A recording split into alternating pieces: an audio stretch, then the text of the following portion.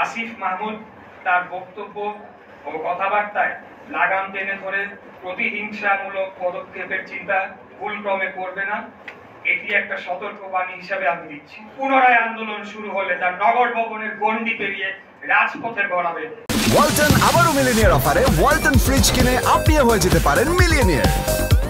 Millionaire ছড়াছড়ি দেশ জুড়ে, এটা শুধু ওয়ালটনই পারে।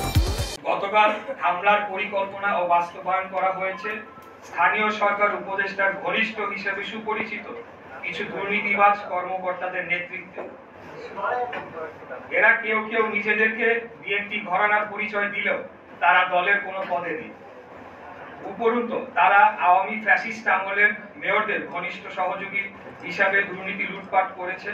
তাদের মূল হোতা গতকালকে আন্দোলনকারীদের হত্যা চেষ্টা করার হোতা গোলাম কিবরিয়া রুবেলের বিরুদ্ধে ব্যাপক দুর্নীতির অভিযোগ রয়েছে। আসিফ মাহমুদ দায়িত্ব নেওয়ার পর রুবেল তার লুটপাটের হাতিয়ার হয়ে উঠেছিল বলে নগর ভবনের আনাচে কানাচে কথা হচ্ছে। তাই মরিয়া হয়ে রুবেলগঞ্জকে নগর ভবনে পুনর্বহাল করার জন্য এক ঢিলে দুই পাখি মারার চেষ্টা করা হয়েছে। প্রকৌশল বিভাগের কুখ্যাত রুবেল একদিনও আন্দোলনে ছিল না, কিন্তু নিজেকে কোথাও কোথাও বিএনপির সমর্থক হিসেবে দাবি করে। তদবির করে কাজ ভাগাভাগির মাধ্যমে অবৈধ অর্থনৈতিক সুবিধা করে দেয় এনসিপি ও রাজনৈতিক কিছু নেতাদের।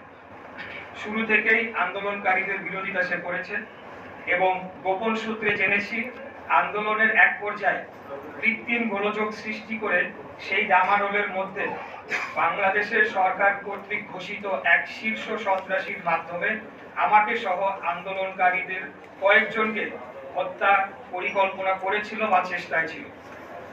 কথিত আছে সে এনসিপিতে যোগদান করেছে বা করবে।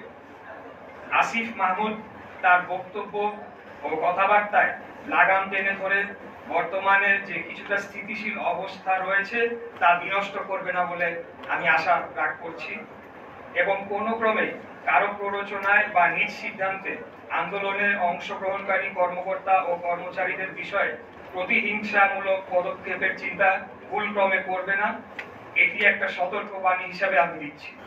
এর কোনো ব্যত্যয় হলে ঢাকা নগরবাসী মেনে নিবে না এবং পুনরায় আন্দোলন শুরু হলে তার নগর ভবনের গণ্ডি পেরিয়ে রাজপথে গড়াবে, সেটি করা উচিত।